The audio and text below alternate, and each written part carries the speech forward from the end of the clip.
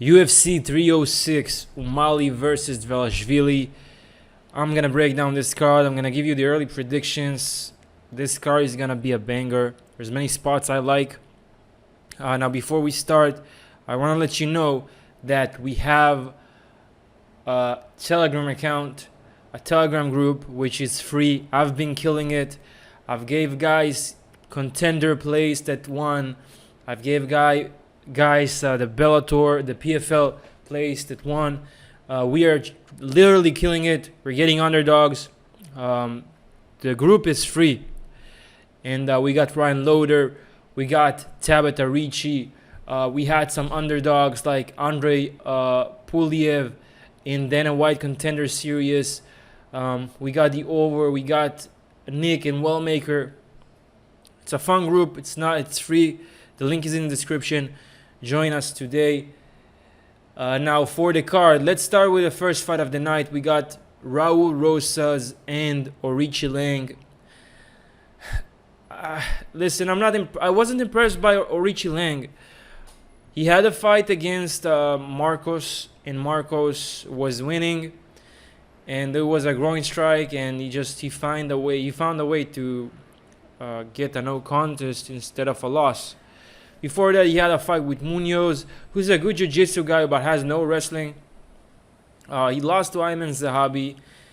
The thing is, he never had someone like Rosas. He never faced someone that is bringing that wrestling pressure, that back-taking ability.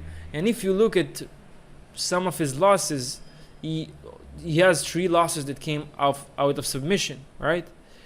He lost by submission, and some of those were rear naked chokes. And although it was a long time ago, who did he face here in the UFC that is a good grappler? And I'm talking about having jiu-jitsu and wrestling. Okay, he got a win against Cody Durden. That's great. But Cody Durden is known for his wrestling, not for his jiu-jitsu. I think that Rosas can take the back here and get a quick victory, maybe the first, second round top. So give me Rosas to win by submission. Next fight is a fight that I'm personally really looking forward for. This is going to be a banger. We got 2 prospects here. Manuel Torres, El Loco, and Ignacio Bahamondes. I'm picking Torres to win. The thing is, he hasn't shown me any weakness. The guy is a killer. He's a straight killer. He can finish you in any way he wants. The fight with Duncan, man, Duncan hurt him a bit on the feet, and he just shrugged it off. Just manhandled Duncan, took him to the floor, and submitted him. Against Moda, he got that nasty KO. All his fights have come out of knockout. The guy is a killer. Bahamondes is a good striker. He has the ability to knock you out as well, but he never faced someone like Torres, man. He never faced someone like Torres. I think that the wrestling and the jiu-jitsu game that Torres is gonna bring is gonna be a problem for Bahamondes. Also, his craziness is gonna be a problem for Bahamondes. I don't think he's gonna win by knockout though. Bahamondes is notoriously tough. He was never knocked out, but I can see a submission. I can see Torres somehow getting to his back and getting that rear naked choke. If we see the way that he got submitted in his record, let's see now. He got submitted by a rear naked choke and an armbar by Preston Parsons, who's currently a UFC fighter at 170. So, man, I think Torres can win by submission. I really like Torres. I've been betting on him since I found out about him in his fight against Moda. He destroyed Duncan, and I think he's going to destroy Bahamondes. So give me Manuel Torres to win by submission as well. Next fight, we got a present. Seriously, we got Edgar, Cháirez, and Kevin Borjas. I'm picking Cháirez to win. I think this guy is very underrated. He gave Tatsuro Taira a really tough time, almost finished him in the 3rd round if he had a minute or 2 more. And then Borjas, like, he came into contender. He looked good in contender. But the thing is, who he fought? A guy named Victor Diaz. And then Van destroyed him. And Costa completely destroyed him. I think Cháirez is too physical for him. The guy is built very well. Good genetics there in Mexico. I think he can destroy Borjas' legs just like Costa did. And he get a TKO. He's very tough, very durable. I can see him getting a submission as well. So give me Cháirez to win. I'm gonna call it by knockout just because Borjas was exposed in his last fight. Like, you can destroy his legs quite quickly, and Cháirez has heavy leg kicks. I'm sure he's gonna see the video and use them in his advantage. So give me Cháirez to win. Next fight we got Yazmin, Jauregui, and Ketlen Souza. We got two strikers. The more impressive striker is Yazmin. She had that loss against Denise Gomes, who just knocked her out completely. But Ketlen Souza doesn't have that power. She couldn't even finish Marnik Man. She got destroyed by Karine Silva. And before that, she wasn't even in the UFC. So I'm picking Yazmin Jauregui. She's the more... She's been tested by better competition. I think she's the more slick striker, the faster striker. She can win easily, in my opinion. Probably by decision. She's not gonna knock her out, but I wouldn't be surprised if she finds a knockout in this one. Give me Yazmin to win. Very, very sure, very clearly. I think she's gonna get a decision win here. Guys, before I continue, I remind you we got the Telegram group. Link is in the description. I'm gonna share my free plays in that group, so make sure you join today. Link is in the description. I'll see you inside.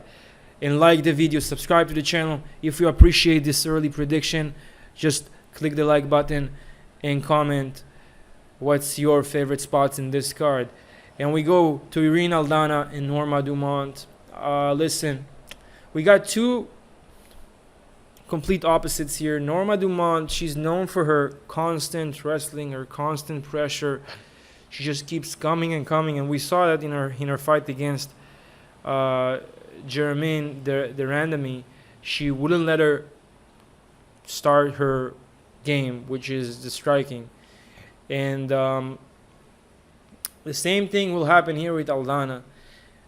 I see Dumont just taking her down again and again and again and getting the decision win. Aldana is also 36 years old. She's past her prime. Yeah, she got that win with Carol Rosa, with that war that she had there. But Norma Dumont is bringing a different game. She's not going to strike with Irene Aldana. She's not going to strike with her. She's just going to take her down. She's going to control her. She's going to try to ground and pound. And that's what's going to happen. It's going to be 3 rounds of her grinding Aldana.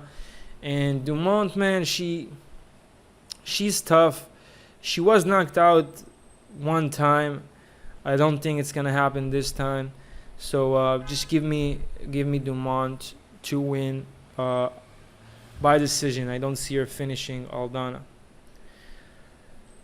Next fight, we got another banger that opens up the main card. We got Daniel Zellhuber and Esteban Ribovics. We got two strikers here that are really good, I must say. But if there's something here that just glows in the dark for me, it's the reach advantage that Zellhuber has on almost any fighter in the 155 division. He has 77-inch reach compared to 69. That's 8 inch of reach advantage. We got our guy from Mexico, and we saw in his fight against Francisco Prado, who's, by the way, from Argentina as well. I'm pretty sure he's training with Ribovics. We saw that he used that jab to completely destroy Prado. He completely destroyed him. and he's only gonna get better. Ribovics is coming off that knockout win, that head kick against Terence McKinney. Before that, he had a decision against Kirk, and he lost to Loic Radzhabov, who kept taking him down. I just don't think that Zellhuber is going to try to take him down. Ribovics will not try to take Zellhuber down. When it comes to the striking, I'm going to give the Golden Boy the advantage here. I think he can win by decision. Ribovics is tough, so the over might be a juicy play here. But if you want to play it safe, I'm just going to pick Zellhuber. I think he's the better striker. I think he's very elusive. He's also tough. Was never finished. And I think that he can get the win here. So give me Zellhuber to win by decision. Next fight, we got a crazy banger. Brian Ortega and Diego Lopes. I didn't change my mind. I think that Lopes is going to win here. Lopes said it himself. He's much more explosive than Ortega. Ortega is not explosive. Ortega he's tough, but he takes his time. He grinds. And I'll say his weapon is his grappling, but Lopes is a fantastic grappler. I think that if you take their jiu-jitsu, I think that Lopes is the better guy, is the better grappler, just because he's so slick and he's so fast with his submissions. We saw it when he fought against Dan Ige. He got that Darce choke in so fast. I don't remember if it was a Darce or Anaconda in the first round, but he got it in so fast. It was insane.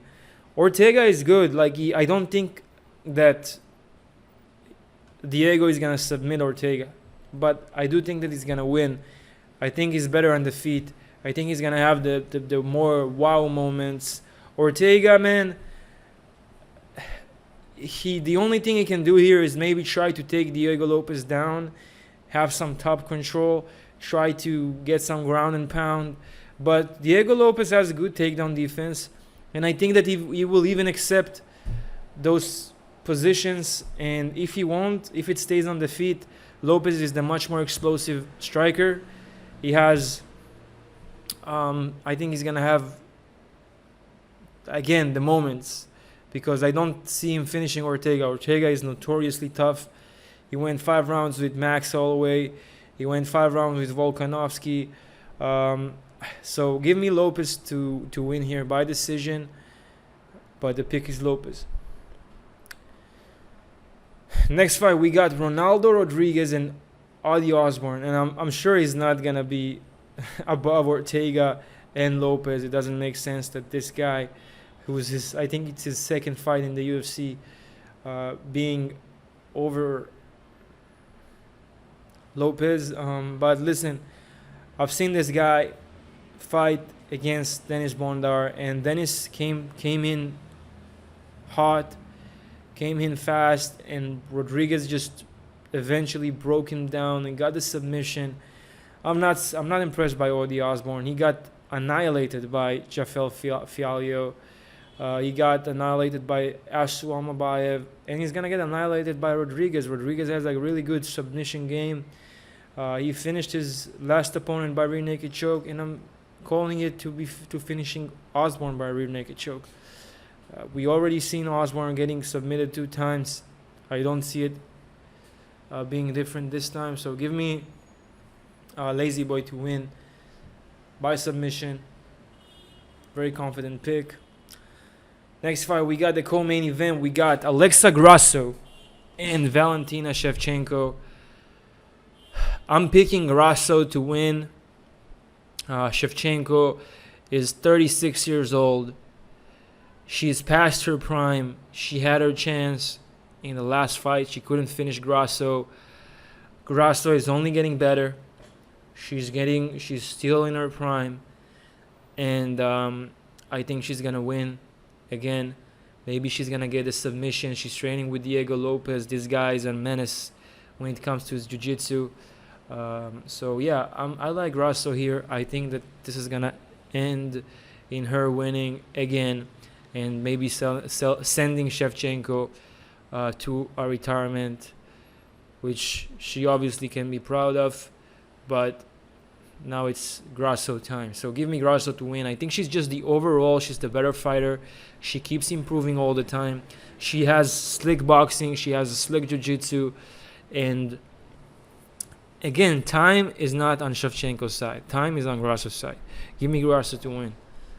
And we got the main event. We got Merab Dvalishvili and Sean O'Malley. So this is gonna be a fun fight. But after seeing what Sean did to Sterling, after seeing what Sean did to Vera, I don't see any chance of Merab finishing or winning this fight. The thing about Sean is, as long as the fight is on the feet, as long as both of them are standing, Sean is gonna piece up Merab. He's gonna piece him up. And the thing about Merab, he takes you down, he doesn't control you. Go back and watch his fight against Peter Yan. He took Peter Yan, and Peter Yan got up. He took Peter Yan, and Peter Yan got up. What do you think is going to happen? Every time Sean gets up, he's going to punish Merab. He's going to punish him, and we saw what he did to Sterling. And if you ask me, I think Sterling is the better grappler if you compare him to Merab. And he managed to just find that shot because he's that good of a striker. And I see the same thing happening with Merab, man. We haven't really seen Sean's get-up game, but I know he's very slick with his jiu-jitsu, with his takedown defense. And every time Merab's gonna let him go up, he's gonna be punished. He's gonna be punished, and I'm picking O'Malley to win. Last time I've seen him was the dog. I already have a bet on him as the dog, and I think this guy is gonna be a problem for a long time, and I can't wait to see him against Umar. So give me Sean O'Malley to win by knockout. I am pretty certain about this pick. That being said, let me know your opinions in the comments below. If you enjoy this content, let me know your opinion. Let's look at the UFC 306 fight odds. I'm gonna give you a few parlays I like. Of course, if you want to know what I do, I'm giving free bets in my Telegram group, so check that out. The link is in the description below. Okay, so let's talk about some spots I like here. So I like Yazmin and Cháirez as a parlay, just two of them. Yazmin and Cháirez. I like Rodríguez to win, Luis Rodríguez. You can parlay him with Yazmin, or you can parlay him with Cháirez. You can also take him with Zellhuber. As a dog pick, I like Torres. I like, again, Lopes. You can take Lopes as well with Zellhuber. There's so many good spots. I like Dumont as a dog. I think she can get the better of Aldana, so Dumont as well.